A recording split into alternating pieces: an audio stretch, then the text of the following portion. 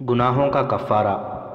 اس وقت حلب کے باہر تینوں مسلمان امراء کی جو کانفرنس منعقد ہوئی تھی برخاست ہوئی۔ انہوں نے سلطان پر حملے کا پلان بنا لیا تھا۔ زیادہ تر عقل صلیبی مشیروں کی استعمال کی گئی تھی۔ انہوں نے یہ بھی طے کر لیا تھا کہ تینوں فوجوں کی ترتیب کیا ہوگی۔ حملے کے لیے گمشتگین کی فوج کو آگے رکھنا تھا۔ اس کے پہلوؤں کی حفاظت کی ذمہ داری حلب کی فوج کی تھی، اور پہلے حملے کے بعد دوسرا حملہ جو سلطان ایوبی کے جوابی حملے کو روکنے کے لیے کرنا تھا، سیف الدین کے سپرد کیا گیا تھا۔ سیف الدین نے اس متحدہ محاذ کو یہ دھوکہ دیا کہ وہ اپنی فوج کا ایک حصہ اپنے بھائی عز الدین مسعود کی کمان میں چھوڑ آیا تھا۔ مشترکہ کمان کو اس نے یہ بتایا تھا کہ یہ محفوظہ ہے جسے وہ ہنگامی حالات میں استعمال کرے گا، مگر اپنے بھائی کو اس نے کہا تھا کہ وہ حلب اور ہیرن کی فوجوں کی کیفیت دیکھ کر آگے آئے۔ اگر جنگ کی حالت ہمارے خلاف ہو گئی تو محفوظے کو موصل کے دفاع میں استعمال کیا جائے، اور اگر جوابی حملے میں شریک ہونا ہی پڑا تو یہ شرکت ایسی ہو کہ موصل کا اور اپنے مفاد کا زیادہ خیال رکھا جائے۔ ماہ رمضان شروع ہو چکا تھا۔ ان تینوں فوجوں میں اعلان کر دیا گیا تھا کہ جنگ کے دوران روزے کی کوئی پابندی نہیں۔ 3-4 روز بعد تینوں افواج اپنے اپنے شہر میں کوچ کر گئیں۔ انہیں قرون حماد کے قریب آ کر اکٹھے ہونا اور حملے کی ترتیب میں آنا تھا۔ اس کوچ سے 2 روز پہلے سلطان ایوبی اپنی مورچہ بندی دیکھ رہا تھا، جب اسے اطلاع ملی کہ ہیرن سے 2 سالار مفرور ہو کر آئے ہیں اور ان کے ساتھ ایک لاش ہے۔ سلطان ایوبی نے گھوڑے کو ایڑ لگا دی۔ وہاں جا کر وہ گھوڑے سے کود کر اترا اور دونوں سالاروں کو گلے لگایا، پھر دونوں سپاہیوں سے گلے ملا۔ یہ دونوں اس کے نامور چھاپہ مار جاسوس تھے۔ کمانڈر بھی اس کا جاسوس تھا اور ایک عرصے سے گمشتگین کی فوج میں تھا۔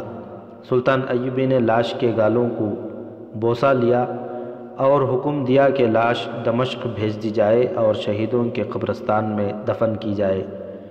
آپ یہاں بیٹھے کیا سوچ رہے ہیں؟ سالار شمس الدین نے اپنی ببتہ سنانے سے پہلے جنگی باتیں شروع کر دی۔ میں کمک کا انتظار کر رہا ہوں، سلطان ایوبی نے کہا۔ گزشتہ رات اطلاع ملی ہے کہ کمک آج رات پہنچ جائے گی۔ اسے قاہرہ سے آنا تھا، اس لیے اتنے دن لگ گئے ہیں۔ سلطان ایوبی نے دونوں بھائیوں کو تفصیل سے بتایا کہ اس کی نفری کتنی ہے اور اسے اس نے کس طرح ڈپلوائے کر رکھا ہے۔ اسی وقت سلطان ایوبی نے اپنے تمام دستوں کے کمانڈروں کو بلایا اور شمس الدین اور شاد بخت سے ملایا۔ پرانے افسر دونوں کو جانتے تھے۔ سلطان ایوبی نے دونوں سے کہا کہ وہ اس کے کمانڈروں کو بتائیں کہ جو افواج حملہ کرنے آ رہی ہیں ان کی جنگی اہلیت کیسی اور جذباتی کیفیت کیا ہے۔ انہوں نے یہ بتایا کہ فوج بہرحال فوج ہوتی ہے، دشمن کو اناڑی اور کمزور سمجھنا ایک جنگی لغزش تصور کی جاتی ہے۔ یہ نہ بھولیں کہ یہ مسلمان افواج ہیں جن کے سپاہی پیٹھ دکھانے کے عادی نہیں۔ سپاہیوں میں عسکری روح موجود ہے، وہ پورے جوش و خروش سے لڑیں گے۔ ان کے ذہنوں میں یہ ڈالا گیا ہے کہ آپ لوگ درندے وحشی اور عورتوں کے شکاری ہیں، اور سلطان صلاح الدین اپنی سلطنت کو وسعت دینے آیا ہے۔ صلیبیوں نے ان کے دلوں میں آپ کے خلاف نفرت بھر رکھی ہے۔ سالاروں نے بتایا کہ جہاں تک ان کی قیادت کا تعلق ہے وہ قابل تعریف نہیں، ان میں کوئی بھی سلطان ایوبی نہیں۔ سیف الدین اور گمشتگین اپنے ذاتی مفاد کے لیے لڑنے آ رہے ہیں۔ دونوں اپنے حرم اور شراب کے مٹکے ساتھ لائیں گے۔ ہماری جگہ گمشتگین اپنی فوج کی کمان خود کرے گا۔ یہ قیادت فوج کو طریقے سے لڑا نہیں سکے گی، پھر بھی آپ کو محتاط ہو کر لڑنا پڑے گا۔ وہ آپ کو ان پہاڑوں میں محاصرے میں لینا چاہتے ہیں۔ تینوں فوجوں کی کمان مشترک ہو گئی ہے، لیکن وہ دل سے متحد نہیں۔ یہ باتیں ہو ہی رہی تھیں کہ خطیب ابن المخدوم، سائقہ، قید خانے کا عہدیدار اور ایک جاسوس پہنچ گئے۔ وہ راستہ بھول گئے تھے، اس لیے دیر سے پہنچے۔ سلطان ایوبی کو معلوم تھا کہ خطیب اس کا حامی ہے اور وہ موصل میں اس کے جاسوسوں کی رہنمائی اور نگرانی کرتا رہا ہے۔ سلطان ایوبی نے اسے بھی اجلاس میں شامل کر لیا اور اس سے کہا کہ وہ موصل کی فوج کے متعلق کچھ بتائے۔ وہ امیر اپنی فوج کو کس طرح لڑائے گا جو شراب اور عورت کا رسیا ہو؟ اور قرآن سے فال نکال کر فیصلے کرتا ہو۔ خطیب نے کہا، جس کے سینے میں ایمان ہی نہیں وہ میدان جنگ میں زیادہ دیر نہیں ٹھہر سکتا۔ اس نے مجھ سے کہا کہ میں قرآن سے فال نکال کر بتاؤں کہ سلطان ایوبی کے خلاف جنگ میں اسے فتح ہوگی یا شکست۔ میں نے اسے بتایا کہ چونکہ اس کا یہ اقدام قرآنی احکام کے خلاف ہے اس لیے اسے شکست ہوگی۔ اس نے مجھے قید میں ڈال دیا۔ وہ قرآن کو جادو کی کتاب سمجھتا ہے۔ میں آپ کو قرآن کی کرامات سناتا ہوں۔ میرا فرار قرآن کی بدولت ممکن ہوا ہے۔ سیف الدین نے میری بیٹی کو اغوا کرنے کی کوشش کی لیکن میری بیٹی بال بال بچ گئی۔ میں آپ سب کو یہ مژدہ سناتا ہوں کہ اگر آپ قرآنی احکام کے پابند رہے اور جنگ کو قومی اور مذہبی سطح پر رہنے دیا تو فتح آپ کی ہوگی۔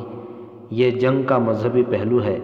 فنی پہلو کے متعلق میں یہ مشورہ دوں گا کہ چھاپہ ماروں کو زیادہ استعمال کریں۔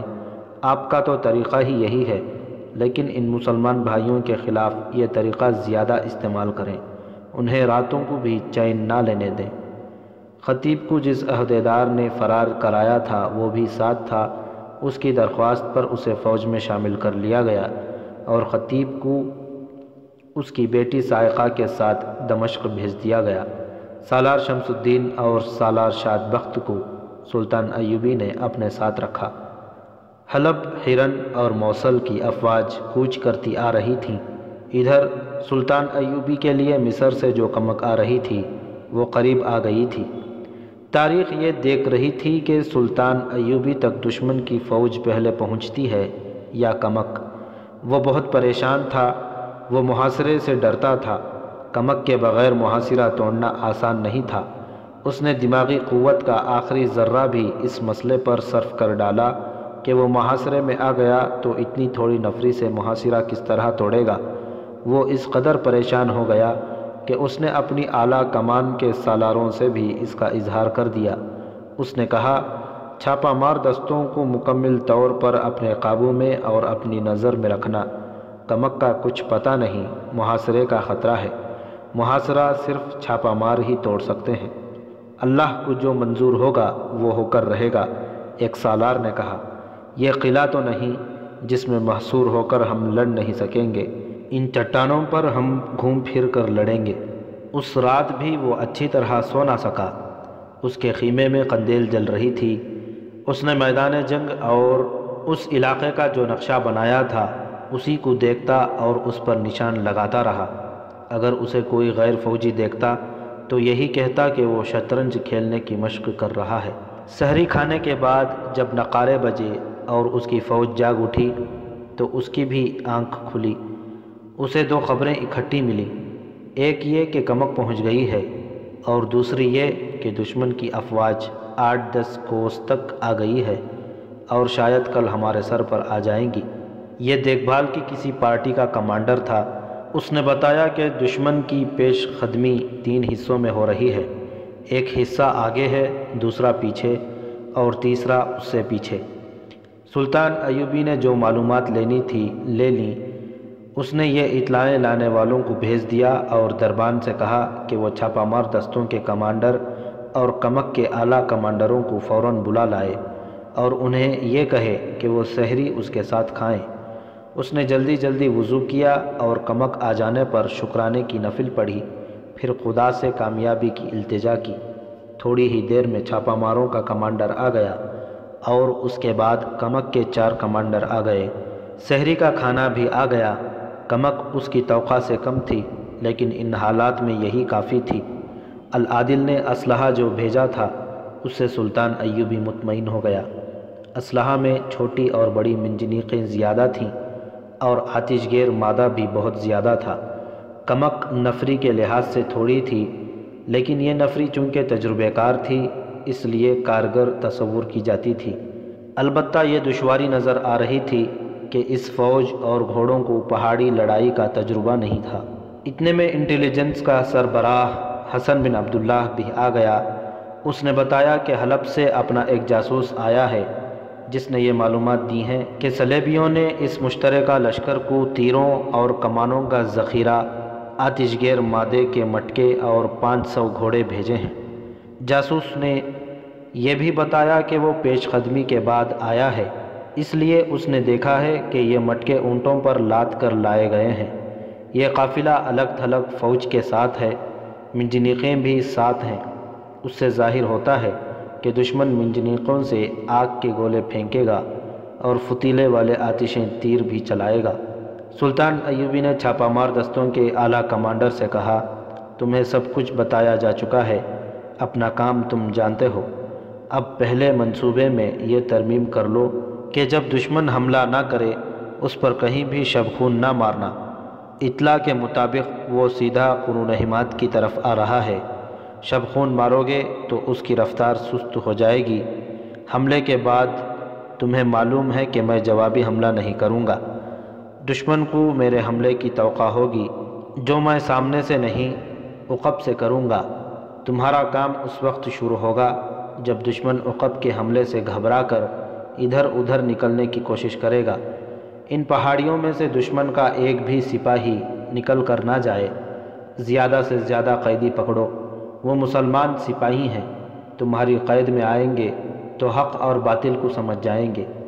یہی میرا منشا ہے، ہمارے مقابلے میں آ کر ہمارے تیروں سے اور ہماری تلواروں سے جو مرتا ہے اسے مرنے سے میں نہیں روک سکتا۔ تمہارے سامنے یہ اطلاع آئی ہے کہ دشمن آتش گیر مادے کے مٹکے لا رہا ہے، ہونا تو یہ چاہیے کہ یہ صحیح حالت میں ہمارے قبضے میں آ جائیں، لیکن ان سے تم ایک فائدہ اٹھا سکتے ہو۔ اپنے کسی دستے کے 10-12 منتخب چھاپہ ماروں کو یہ کام سونپو کہ وہ حملے کے دوران شب خون مار کر ان مٹکوں کو توڑ دیں اور آگ لگا دیں۔ دن کے وقت وہ دیکھ لیں کہ مٹکوں کا قافلہ کہاں ہے۔ سب سے زیادہ ضروری بات یہ ہے کہ دشمن ابھی ندی تک نہیں پہنچا۔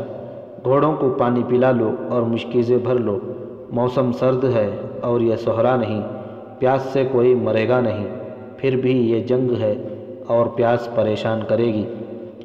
اسے رخصت کر کے اس نے کمک کے کمانڈروں سے کہا، تم لوگ صرف یہ ذہن میں رکھنا کہ یہ مصر کا صحرا نہیں، پہاڑی علاقہ ہے اور ٹھنڈ ہے، دھوپ نکلے گی اور بھاگو دوڑو گے تو گرمی آ جائے گی۔ یہاں تمہیں ضرب لگاؤ اور کسی اور طرف نکل جاؤ کا موقع ضرور ملے گا۔ تمہیں اس کی تربیت دی گئی ہے، لیکن یہاں خیال رکھنا کہ تمہارے لیے زمین محدود ہے۔ صحرا میں تو کئی کوس کا چکر کاٹ کر دشمن کے اوپر آ سکتے ہو اور تمہیں اپنی چال دہرانے کے لیے لامحدود میدان مل سکتا ہے۔ یہاں میں نے دشمن کو جس طرح گھسیٹ کر لانے کا بندوبست کیا ہے وہ میدان ہی ہے، لیکن محدود ہے۔ وقت نہیں کہ تمہیں چٹانوں اور ٹیکریوں سے متعارف کرایا جائے، اس لیے اپنی عقل استعمال کرنا، تیر اندازوں کو چٹانوں پر رکھنا، گھوڑوں کو ٹیکریوں پر نہ لے جانا، جلدی تھک جائیں گے، ہمارے گھوڑے کچھ عادی ہو گئے ہیں۔ اس نے کمک کو محفوظے کے طور پر رکھ لیا اور کمانڈروں کو اپنی اعلیٰ کمان کے سالاروں کے سپرد کر دیا۔ ان سالاروں کو جنگ کا پلان دیا جا چکا تھا۔ وادیوں میں صبح کی اذان کی مقدس کئی آوازیں گونج رہی تھیں۔ سلطان ایوبی نے غسل کیا، اپنی تلوار نیام سے نکالی، اس کی چمک اور دھار دیکھی اور جذبات اچانک ابل پڑے۔ اس نے تلوار دونوں ہاتھوں پر رکھی، قبلہ رو ہو کر ہاتھ اٹھائے، آنکھیں بند کر کے اس نے خدا کو پکارا، خدائے عز و جل، تیری خوشنودی اس میں ہے کہ مجھے شکست دے تو میں اس ذلت کے لیے تیار ہوں، فتح دے تو تیری ذات باری کا شکر ادا کروں گا۔ آج میں تیرے رسول صلی اللہ علیہ وسلم کے نام لیواؤں کے خلاف لڑ رہا ہوں، اگر یہ گناہ ہے تو مجھے اشارہ دے کہ میں اپنی تلوار اپنے پیٹ میں اتار دوں۔ میں ان بچیوں کی روح کی پکار پر آیا ہوں جن کی عصمتیں صرف اس لیے لٹ گئی ہیں کہ وہ تیرے رسول صلی اللہ علیہ وسلم کی امت سے تھیں۔ مجھے تیرے وہ بے بس بندے پکار رہے ہیں جو مسلمان ہونے کی وجہ سے کفار کے ظلم و تشدد کا نشانہ بنے ہوئے ہیں۔ میں تیرے عظیم مذہب کی عظمت اور عصمت کی حفاظت کے لیے صحراؤں، جنگلوں اور پہاڑوں میں بھٹکتا پھر رہا ہوں۔ میرے رسول صلی اللہ علیہ وسلم، میرے رسول مقبول، میرے سچے رب ذوالجلال، میں آپ کے قبلہ اول کو آزاد کرانے چلا تھا، رسول کی امت میرے راستے میں آ گئی ہے، مجھے اشارہ دو کہ ان کا خون بہانا مجھ پر حلال ہے یا نہیں، میں گمراہ تو نہیں ہو گیا، مجھے اپنے نور کی روشنی دکھاؤ، اگر میں حق پر ہوں تو ہمت و استقلال عطا فرماؤ۔ اس نے سر جھکا لیا اور بہت دیر اسی حالت میں کھڑا رہا، پھر اچانک تلوار نیام میں ڈال لی اور باہر نکل گیا۔ اس کے قدموں میں کچھ اور ہی شان تھی، وہ اس جگہ چلا جا رہا تھا جہاں اس کے مرکز اور اعلیٰ کمان کے کمانڈر اور دیگر افراد باجماعت نماز پڑھا کرتے تھے۔ جماعت کھڑی ہو رہی تھی، وہ پچھلی صف میں کھڑا ہو گیا۔ اس کے ایک طرف اس کا باورچی اور دوسری طرف اس کے کسی کمانڈر کا اردلی کھڑا تھا۔ نماز سے فارغ ہو کر سلطان ایوبی قرون حمات کی طرف روانہ ہوا۔ راستے میں اسے باری باری 4 قاصد ملے اور زبانی پیغام دیے۔ یہ دیکھ بھال کی پارٹیوں کے قاصد تھے جو ہرن، حلب اور موصل کی مشترکہ فوجوں کی نقل و حرکت اور سرگرمیوں کی خبریں لائے تھے۔ یہ سلسلہ دن رات چلتا رہا۔ سلطان ایوبی نے قاصدوں کو رخصت کر دیا۔ اس کے ساتھ سالار شمس الدین تھا۔ اس کے بھائی سالار شاد بخت کو اس نے کسی اور طرف متعین کر دیا تھا۔ دشمن کے متعلق جو خبریں مل رہی ہیں، ان کے متعلق آپ کا کیا خیال ہے؟ شمس الدین نے پوچھا۔ کیا ہم اتنی تھوڑی فوج سے اتنے بڑے لشکر کا مقابلہ کر سکیں گے؟ میرے لیے یہ کوئی مسئلہ نہیں کہ دشمن کتنا لشکر لایا ہے اور میرے پاس کیا ہے، سلطان صلاح الدین ایوبی نے جواب دیا۔ میں پریشان اس پر ہوں کہ دشمن حملہ کیوں نہیں کرتا۔ میرے ان مسلمان بھائیوں کے پاس صلیبی جاسوس ہیں۔ کیا صلیبی اتنے اناڑی ہو گئے ہیں کہ انہیں یہ بھی معلوم نہیں ہو سکا کہ مصر سے میری کمک آ رہی ہے اور میں کمک کے بغیر لڑ نہیں سکتا؟ اگر دشمن سرگرم ہوتا تو میرے تمام مسئلے حل ہو جاتے۔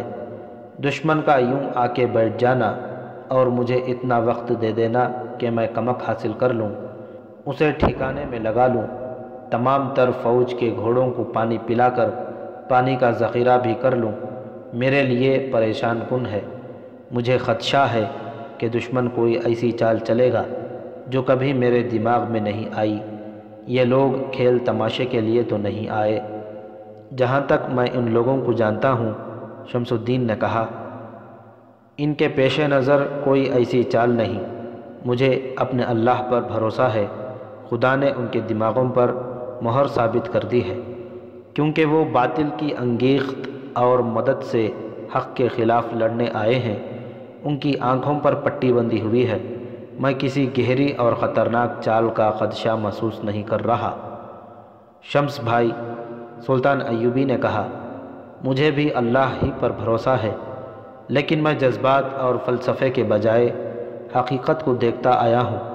حق پر باطل نے بھی کئی بار فتح پائی ہے، کیونکہ حق والے اللہ کے بھروسے ہاتھ پر ہاتھ دھر کے بیٹھ گئے تھے۔ حق خون اور جان کی قربانی مانگتا ہے۔ اگر ہم یہ قربانی دینے کے لیے تیار ہیں تو حق کی فتح ہوگی۔ باطل میں جو قوت ہے اس کا مقابلہ ہمیں میدان میں کرنا ہے۔ ہمیں حقائق پر نظر رکھنی ہے، اپنی پوری صلاحیتیں اور جسم کی تمام تر طاقت استعمال کرنی ہے۔ اس کے بعد کے نتائج اللہ پر چھوڑ دو، اپنے آپ کو خوش فہمیوں میں مبتلا نہ کرو۔ وہ گھوڑے سے اترا۔ سالار شمس الدین، 2 اور مشیر اور محافظ جو اس کے ساتھ تھے گھوڑوں سے اترے۔ سلطان ایوبی شمس الدین اور دونوں مشیروں کو ایک بلند چٹان پر لے گیا۔ ان کے سامنے چٹانوں میں گھرا ہوا وسیع میدان تھا جو سینگوں کی شکل کی چٹانوں سے آگے پھیلتا چلا گیا تھا۔ اس طرف جہاں سلطان ایوبی کھڑا تھا 2 چٹانیں آگے پیچھے تھیں۔ ان کے درمیان وادی یا گلی تھی جو میدان میں کھلتی تھی۔ یہ گھوم پھر کر اس طرف باہر نکل جاتی تھی۔ میدان میں چٹانوں کے ساتھ ساتھ سینکڑوں چھوٹے بڑے خیمے کھڑے تھے۔ ایک طرف اس فوج کے گھوڑے بندھے تھے جو خیموں میں تھی، سپاہی گھوم پھر رہے تھے۔ کچھ ایسے بھی تھے جو دھوپ میں لیٹے ہوئے یا سوئے ہوئے تھے۔ انہیں دیکھ کر معلوم ہوتا تھا کہ جیسے انہیں معلوم ہی نہیں کہ ان پر ایک بہت بڑا لشکر کسی بھی وقت حملہ کرنے کے لیے ان کے سر پر بیٹھا ہے۔ اگر وہ جنگی تیاری میں ہوئے تو ان کے خیمے کھڑے رہنے کے بجائے لپٹے ہوئے کہیں اور رکھے ہوئے ہوتے اور ان کے گھوڑوں پر زینیں کسی ہوئی ہوتی۔ ان دستوں کے سالاروں اور کمانڈروں کو میں نے جو ہدایات دی ہیں وہ تم تینوں ایک بار پھر سن لو۔ سلطان ایوبی نے کہا، ہو سکتا ہے میں تم سے پہلے مارا جاؤں اور جنگ شروع ہوتے ہی مارا جاؤں۔ میرے بعد میدان کی ذمہ داریاں تم سنبھالو گے۔ میں نے انہیں بتایا ہے کہ خیمے لگے رہنے دو، گھوڑے زینوں کے بغیر بندھے رہنے دو، فراغت کی حالت میں گھومو پھرو اور ادھر ادھر بیٹھے اور لیٹے رہو، لیکن خیموں میں اپنے ہتھیار اور گھوڑوں کی زینیں تیار رکھو۔ دشمن کے جاسوس تمہیں دیکھ رہے ہیں، انہیں یہ تاثر دو کہ تمہیں دشمن کی کچھ خبر نہیں۔ جب دشمن کا لشکر آئے تو گھبراہٹ کا مظاہرہ کرو، ہتھیار اٹھا لو، خیمے پر بھی کھڑے رہنے دینا، آگے بڑھ کر مقابلہ نہ کرنا۔ دشمن اوپر چڑھ آئے تو لپٹے ہوئے اتنی تیزی سے پیچھے ہٹنا کہ دشمن کے حملے آور دستے تمہارے ساتھ ہی ان چٹانوں کے گھیرے میں آ جائیں۔ دشمن کو پسپائی کا تاثر دو۔ سلطان ایوبی نے دو متوازی چٹانوں کے درمیان گلی کی طرف اشارہ کر کے کہا، میں نے ان دستوں کو بتا دیا ہے کہ اس گلی میں آ کر پیچھے کو نکل جائیں۔ انہیں جہاں اکٹھا ہونا ہے وہ جگہ بھی انہیں بتا دی ہے۔ اس نے وہ جگہ اپنے رفیقوں کو بتا کر کہا، ان دستوں کو دشمن کے عقب میں جانا ہوگا۔ ان چٹانوں پر میں نے دشمن کے استقبال کا جو بندوبست کر رکھا ہے وہ تمہیں معلوم ہے۔ یاد رکھو میرے دوستوں، ہمیں یہاں کوئی علاقہ اور کوئی قلعہ فتح نہیں کرنا، ہمیں دشمن کو بے بس اور بیکار کرنا ہے تاکہ وہ ہمارے راستے سے ہٹ جائیں۔ مجھے اپنے مسلمان بھائیوں کو دشمن کہتے ہوئے شرم آتی ہے، مگر حالات کا تقاضا یہی ہے، میں انہیں ہلاک نہیں کرنا چاہتا۔ میں نے احکام جاری کر دیے ہیں کہ زیادہ سے زیادہ افراد کو زندہ پکڑو اور جنگی قیدی بناؤ۔ میں انہیں تلوار سے زیر کر کے اخلاق سے ذہن نشین کراؤں گا کہ تم مسلمان سپاہی ہو اور تمہارے بادشاہ تمہارے مذہب کے دشمن کے ہاتھوں میں کھیل رہے ہیں۔ کسی قوم کو مارنا ہو تو اس میں خانہ جنگی کرا دو۔ سالار شمس الدین نے کہا، صلیبیوں نے کامیابی سے یہ حربہ استعمال کر رکھا ہے۔ مسلمان قوم کی مثال بارود کی سی ہے۔ سلطان ایوبی نے کہا، یہ قوم جذباتی ہوتی چلی جا رہی ہے۔ بارود کے اس ڈھیر میں کہیں سے بھی چنگاری آ گرے یہ دھماکے سے پھٹ جاتا ہے۔ یہ چنگاری مسجد کے امام سے ملے یا عیش پرست حکمران سے یا دشمن ہمارے ہی بھائیوں کے ہاتھوں یہ چنگاری پھینکے، جذبات بارود کی طرح پھٹتے ہیں۔ اگر قوم کی یہ کمزوری جڑ پکڑ گئی تو قوم کا اللہ ہی حافظ ہے۔ قوم اگر زندہ رہی تو کفار اسے دھڑوں میں تقسیم کر کے لڑاتے رہیں گے اور قوم کے سربراہ حکمرانی کے نشے اور لالچ میں آپس میں لڑتے رہیں گے۔ یہ جو تین فوجیں اپنی ہی قوم کے خلاف یلغار کر کے آئی ہیں، ان کے سربراہ اکٹھے ہوتے ہوئے بھی ایک دوسرے کے دشمن ہیں۔ وہ ایک دوسرے کو دھوکہ فریب دے کر سلطنت اسلامیہ کے بادشاہ بننا چاہتے ہیں۔ میں ان لوگوں کے دماغوں سے بادشاہی کا کیڑا نکال کر قوم کو راہ راست پر لانے کی فکر میں ہوں۔ میرے پیش نظر اسلام کا تحفظ اور فروغ ہے۔ قرون حماد سے تھوڑی ہی دور ہرن کا قلعہ دار مشتگین، جس نے خود مختاری کا اعلان کر دیا تھا، اپنے سالاروں اور چھوٹے بڑے کمانڈروں کو اکٹھا کر کے کہہ رہا تھا، صلاح الدین ایوبی صلیبیوں کو شکست دے سکتا ہے۔ وہ جب تمہارے سامنے آئے گا تو لومڑی کی ساری چالیں بھول جائے گا۔ وہ ہم میں سے نہیں، وہ کرد ہے۔ تم پکے مسلمان ہو، دیندار اور پرہیزگار ہو، وہ صرف نام کا مسلمان ہے، مکار اور عیار ہے۔ وہ یہاں اپنی سلطنت قائم کر کے اس کا بادشاہ بننے کی کوشش میں ہے۔ میں تمہیں اس کی جنگی کیفیت بھی بتا دیتا ہوں۔ اس کے پاس فوج بہت تھوڑی ہے اور وہ پہاڑوں میں گھرا بیٹھا ہے۔ تھوڑی ہی دیر پہلے جاسوسوں نے مجھے اطلاع دی ہے کہ اس کی فوج خیموں میں آرام کر رہی ہے اور اس کے گھوڑے بھی تیاری کی حالت میں نہیں۔ اس کے وجوہات دو ہو سکتی ہیں، ایک یہ کہ اسے یقین ہے کہ اسے ہم شکست نہیں دے سکتے، دوسری یہ کہ اسے یہ خوش فہمی بھی ہو سکتی ہے کہ ہم اس پر حملہ نہیں کریں گے۔ وہ شاید صلح کے لیے ہمارے پاس ایلچی بھی بھیجے گا۔ اب ہم اس کے ساتھ کوئی صلح یا سمجھوتا نہیں کریں گے۔ وہ اب ہمارا قیدی ہے۔ اگر زندہ ہمارے ہاتھ نہ آیا تو میں تمہیں اس کی لاش دکھاؤں گا۔ اپنے سپاہیوں سے کہہ دو کہ صلاح الدین ایوبی امام مہدی یا پیغمبر نہیں، اور اس کی فوج میں کوئی جن بھوت نہیں۔ ہم اس کی فوج کو بے خبری میں جا پکڑیں گے۔ اپنے سامعین کو اشتعال دلا کر اور ان کا حوصلہ بڑھا کر اس نے انہیں رخصت کر دیا اور اپنے ان خیموں میں چلا گیا جنہوں نے جنگل میں منگل بنا رکھا تھا۔ ان کا اپنا خیمہ بہت بڑا تھا، جس کے اندر قالین بچھے ہوئے تھے اور بیش قیمت پلنگ تھا۔ شراب کی صراحی اور نہایت دلکش پیالے رکھے تھے۔ اندر سے خیمہ کسی محل کا کمرہ معلوم ہوتا تھا۔ اس کے ارد گرد کئی خیمے تھے جو فوجی خیموں سے مختلف اور خوبصورت تھے۔ ان میں حرم کی لڑکیاں اور ناچنے گانے والیاں رہتی تھیں۔ خیموں سے دور دور پہرے دار کھڑے تھے۔ گمشتگین کے خیمے کے باہر 9 آدمی اس کے انتظار میں کھڑے تھے۔ انہیں دیکھ کر گمشتگین تیز چل پڑا اور قریب جا کر انہیں اندر چلنے کو کہا۔ اندر جاتے ہی لڑکیوں کی ایک قطار ہاتھوں میں تشتریاں اٹھائے خیمے میں داخل ہوئیں۔ کھانا چن دیا گیا اور شراب کی صراحیاں بھی آ گئیں۔ گمشتگین ان 9 آدمیوں کے ساتھ کھانے پر بیٹھ گیا۔ یہ 9 آدمی کھانے پر ٹوٹ پڑے۔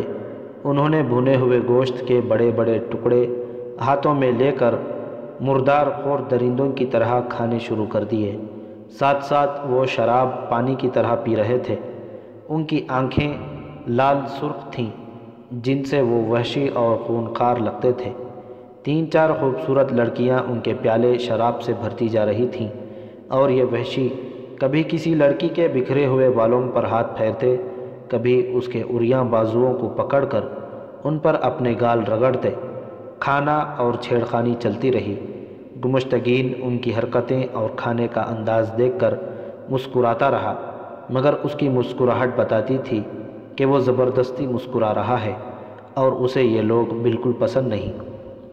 کھانے پینے سے فارغ ہو کر گمشتگین نے لڑکیوں کو باہر بھیج دیا اور ان 9 آدمیوں کے ساتھ کچھ دیر گپ شپ لگا کر کہا، اب وقت آ گیا ہے کہ میں تمہیں صلاح الدین کی طرف رخصت کروں۔ اب کے وار خالی نہیں جانا چاہیے۔ اگر آپ ہمیں روک نہ لیتے تو اب تک آپ یہ خوشخبری سن چکے ہوتے کہ صلاح الدین ایوبی قتل ہو گیا ہے، اور قاتل معلوم نہیں کون تھے۔ ایک آدمی نے کہا، یہ حسن بن صباح کے وہی 9 فدائی تھے جنہیں ان کے مرشد شیخ سنان نے تریپولی سے سلطان ایوبی کے قتل کے لیے بھیجا تھا۔ یہ منتخب افراد تھے جو بظاہر انسان تھے لیکن خصلت کے درندے تھے۔ انہوں نے اپنے اپنے دائیں ہاتھ کی درمیانی انگلی سے خون کے 10 قطرے نکال کر مقدس پیالے میں گرائے، ان پر شراب اور حشیش ڈالی اور 3 چیزیں ملا کر ہر ایک نے ایک ایک گھونٹ پیا، اور اپنے مخصوص الفاظ میں حلف اٹھایا تھا کہ وہ سلطان ایوبی کو قتل کریں گے یا زندہ نہیں رہیں گے۔ شیخ سنان نے انہیں تارک الدنیا صوفیوں کے لباس میں، ہاتھوں میں تسبیحیں اور گلے میں قرآن لٹکا کر اس ہدایات کے ساتھ روانہ کیا تھا کہ وہ سلطان ایوبی تک رسائی حاصل کریں اور اس کے سامنے یہ مسئلہ رکھیں کہ مسلمان کو مسلمان کے خلاف نہیں لڑنا چاہیے، اور وہ ثالث بن کر آپس میں ٹکرانے والے مسلمان امرا کا صلح نامہ کرائیں گے۔ اس طرح تنہائی میں یہ سلطان ایوبی کو قتل کر دیں گے۔ شیخ سنان نے طریقہ اچھا سوچا تھا۔ سلطان ایوبی مذہبی پیشواؤں کو احترام سے اپنے پاس بٹھانے اور ان کی بات توجہ سے سننے کا عادی تھا۔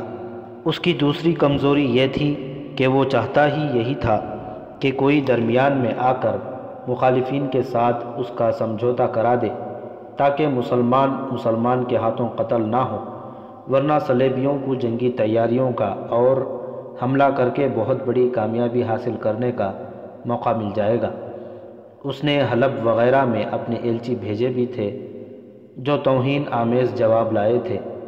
اب تو صوفی منچ جگہوں میں خنجر اور تلواریں چھپائے اس کی خواہش پوری کرنے کا دھوکہ لے کر آ رہے تھے۔ وہ اسے آسانی سے قتل کر سکتے تھے۔ تریپولی سے وہ روانہ ہوئے اور ہرن پہنچے تھے۔ گمشتگین کو اس کے صلیبی مشیروں نے بتایا تھا کہ یہ سلطان ایوبی کو قتل کرنے جا رہے ہیں۔ اس نے ان سے قتل کا طریقہ سنا تو اس نے مسترد کر کے انہیں اپنے پاس شاہی مہمانوں کی حیثیت سے روک لیا اور صلیبی مشیروں سے کہا کہ وہ سلطان ایوبی پر حملہ کرنے جا رہا ہے۔ ان 9 فدائیوں کو وہ اپنے ساتھ لے جائے گا اور موزوں موقع پر اور کسی بہتر طریقے سے سلطان ایوبی کو قتل کرائے گا۔ چنانچہ وہ انہیں اپنے ساتھ محاذ پر لے آیا تھا۔ اب گمشتگین نے میدان جنگ میں ان کے لیے موقع پیدا کر لیا اور ان کا بہروپ بھی تیار کر لیا تھا۔ اس نے کھانے سے فارغ ہو کر انہیں کہا، آج میں تمہیں بتاتا ہوں کہ میں نے صلاح الدین ایوبی کے قتل کا کیا طریقہ سوچا ہے۔ تم نے صوفیوں کا جو روپ دھارا ہے وہ شک پیدا کر سکتا ہے۔ ایوبی کی نظر بڑی گہری ہے، اس پر پہلے 4-5 قاتلانہ حملے ہو چکے ہیں۔ وہ اور زیادہ محتاط ہو گیا ہے۔ اس کے ساتھ 2 بڑے ہی تجربے کار سراغ رساں ہیں، ایک علی بن سفیان اور دوسرا حسن بن عبداللہ۔ وہ ایک نظر میں انسان کو بھانپ لیتے ہیں۔ ہمارے جاسوسوں کی اطلاع کے مطابق اس وقت حسن بن عبداللہ اس کے ساتھ ہے اور علی بن سفیان قاہرہ میں ہے۔ صلاح الدین ایوبی سے کوئی اجنبی ملنے جاتا ہے تو 2-3 سالاروں اور حسن بن عبداللہ اس کی بڑی گہری چھان بین کرتے ہیں۔ انہیں شک ہو تو اس کی تلاشی بھی لیتے ہیں۔ ایوبی یا حسن بن عبداللہ کو یہ خیال آ سکتا ہے کہ یہ چپ خلش تو نہیں، مہینوں سے چل رہی ہے، تمہیں صلح نامے کا خیال آج کیسے آیا؟ ایوبی یہ بھی پوچھ سکتا ہے کہ تم کہاں کے مذہبی پیشوا ہو، اور وہ کوئی ایسا سوال پوچھ سکتا ہے جس کا تم لوگ جواب نہ دے سکو، یا ایسا جواب دو جو تمہیں بے نقاب کر دے۔ وہ خود عالم ہے، مذہب اور تاریخ کا اس کا گہرا مطالعہ ہے۔ اس کے علاوہ تمہارے چہروں پر داڑھیوں کے سوا صوفیوں والی کوئی نشانی نظر نہیں آتی۔ تم میں سے 4 کی داڑھیاں ابھی چھوٹی ہیں، جن سے پتہ چلتا ہے کہ 1 مہینے سے بڑھائی گئی ہیں۔ تمہاری آنکھوں میں حشیش اور شراب کا نشہ چڑھا ہوا ہے۔ مجھے ان چہروں پر پاکیزگی کا شائبہ تک نظر نہیں آتا۔ ان 9 میں سے کسی نے بھی برا نہ مانا۔ اس کے سرغنہ نے کہا، مجھے آپ کی ہر ایک بات سے اتفاق ہے۔ اگر صلاح الدین ایوبی نے ہمیں صوفی یا امام سمجھ کر عزت سے اپنے خیمے میں بٹھا لیا اور کچھ کھانے پینے کے لیے ہمارے آگے رکھ دیا تو میرے یہ دوست ٹوٹ پڑیں گے۔ ہم میں سے کسی کو بھی علم نہیں کہ امام اور خطیب کھاتے کس طرح ہیں۔ آپ نے کیا طریقہ سوچا ہے؟ نہایت سہل اور بے خطر، گمشتگین نے کہا، میں تمہیں صلاح الدین ایوبی کے رضاکار محافظ بنا کر قرون حماد بھیج رہا ہوں۔ اس کے محافظ گہری چھان بین کے بعد منتخب کیے جاتے ہیں۔ ان کے خاندانوں کی بھی جانچ پڑتال ہوتی ہے، اس لیے یہ ناممکن ہے کہ تم جاتے ہی اس کے محافظ دستے میں شامل ہو جاؤ گے۔ میں نے ایک طریقہ سوچا ہے جو مجھے امید ہے کامیاب ہوگا۔ جاسوسوں نے بتایا کہ دمشق کے لوگوں میں ہمارے خلاف اور صلاح الدین ایوبی کے حق میں اتنا جوش و خروش اور جذبہ پایا جاتا ہے کہ وہ رضاکارانہ طور پر محاذ پر آ رہے ہیں۔ وہاں جسے دیکھو تیغ زنی اور تیر اندازی کی مشق کر رہا ہے۔ مجھے معلوم ہوا ہے کہ ایوبی ان رضاکاروں کو باقاعدہ فوج میں تو نہیں رکھتا، دوسرے کاموں کے لیے رکھ لیتا ہے۔ میں اس فضا سے فائدہ اٹھا رہا ہوں۔ اس نے الگ رکھا ہوا لکڑی کا ایک بکس کھولا، اس میں کپڑے تھے۔ اس نے فدائیوں سے کہا، تم سب یہ لباس پہن کر صلاح الدین ایوبی کے پاس جاؤ گے۔ یہ اس کے محافظ دستے کا مخصوص لباس ہے۔ تم میں سے ایک آدمی کے ہاتھ میں ایوبی کا جھنڈا ہوگا، باقی 8 کی برچھیوں کے ساتھ اس کی فوج کی جھنڈیاں ہوں گی۔ تم سیدھے ایوبی کے پاس جاؤ گے، تمہیں روک لیا جائے گا، اس تک نہیں پہنچنے دیا جائے گا۔ تم جوش اور جذبات سے کہنا کہ ہم رضاکار ہیں اور دمشق سے سلطان صلاح الدین ایوبی کی حفاظت کے لیے آئے ہیں۔ یہ بھی کہنا کہ ہم نے بڑی محبت سے محافظ دستے کا لباس سلوایا ہے اور دل میں سلطان کی عقیدت لے کر آئے ہیں۔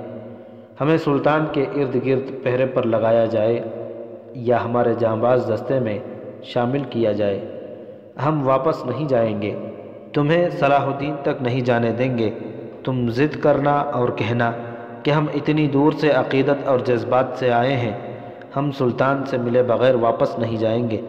میں تمہیں یقین دلاتا ہوں کہ وہ جذبے کی بہت قدر کرتا ہے، تم سے ضرور ملے گا۔ برچھیاں تمہارے ہاتھوں میں ہوں گی، اگر وہ باہر ہوا تو گھوڑوں سے اترنا نہیں، قریب جا کر گھوڑوں کو ایڑ لگا دینا اور اس کا جسم برچھیوں سے چھلنی کر کے نکلنے کی کوشش کرنا۔ تم سب نے جان کی بازی لگانے کا حلف اٹھایا ہے، لیکن مجھے امید ہے کہ تم سب نکل آؤ گے۔ مجھے پوری توقع ہے کہ اپنے سلطان کو زخمی حالت میں دیکھ کر محافظوں میں افراتفری مچ جائے گی، بیشتر اس کے کہ وہ سمجھ پائیں کہ یہ ہوا کیا ہے۔ تم ان کے تیروں کی ضد سے نکل آؤ گے۔ میں تمہیں عرب کی اس نسل کے گھوڑے دے رہا ہوں جن کے تعاقب میں ہوا بھی نہیں پہنچ سکتی۔ طریقہ بہت اچھا ہے، فدائی قاتلوں کے سرغنہ نے کہا۔ ہمارے وہ ساتھی بدبخت اناڑی اور بزدل ہیں جو اسے سوتے وقت بھی قتل نہ کر سکے، اسی کے ہاتھوں مارے گئے، اور جو زندہ رہے وہ پکڑے گئے۔ اب ہم جا رہے ہیں، اگر اس کا سر کاٹ کر نہ لا سکے تو آپ یہ خبر ضرور سنیں گے کہ سلطان صلاح الدین ایوبی قتل ہو گیا ہے، اور اگر ہم اسے قتل کر آئے تو ایک فدائی نے حرم کی لڑکیوں کے خیموں کی طرف اشارہ کر کے اور شیطانی مسکراہٹ سے کہا۔ گمشتگین شیطان کی مسکراہٹوں کو اچھی طرح سمجھتا تھا۔ اس نے ایسی ہی مسکراہٹ سے کہا، تم میں سے جو زندہ آئیں گے اور صلاح الدین ایوبی کو قتل کر کے آئیں گے، انہیں میں ایک ایک خیمے میں داخل کر دوں گا۔ تمہیں جو انعام صلیبی دیں گے اس سے اتنے زیادہ زر و جواہرات میں دوں گا جو تم نے کبھی خواب میں بھی نہیں دیکھے، اور تم میں سے جو آدمی صلاح الدین ایوبی کا سر کاٹ کر لائے گا اسے اس کی پسند کی 2 لڑکیاں ہمیشہ کے لیے دوں گا۔ فدائیوں نے وحشیوں کی طرح چیخ چیخ کر قہقہے لگانے شروع کر دیے۔ گمشتگین نے بڑی مشکل سے انہیں خاموش کیا اور کہا، آؤ میں وہ راستہ بتا دوں جو دمشق سے قرون کی طرف آتا ہے۔ تم یہاں سے دور کا چکر کاٹ کر دمشق کے راستے پر پہنچو گے، لیکن خیال رکھنا کہ راستے میں کوئی بھی پوچھے کہ تم کون ہو اور کہاں سے آئے ہو تو یہ بتانا کہ تم دمشق سے آئے ہو اور محاذ پر جا رہے ہو۔ راستے میں تمہیں صلاح الدین ایوبی کے جاسوس اور چھاپہ مار ملیں گے۔ تمہیں آج ہی رات روانہ ہونا ہے۔ آج ہی رات؟ ایک فدائی نے پوچھا۔ کل دن کو نہ جائیں؟ اتنا وقت نہیں، گمشتگین نے جواب دیا۔ تمہارا چکر بہت لمبا ہے، 2 دنوں بعد منزل پر پہنچو گے۔ گھوڑوں کو آرام دیتے جانا، ورنہ تھکے ہوئے گھوڑوں سے وہاں سے بھاگ نکلنا دشوار ہو جائے گا۔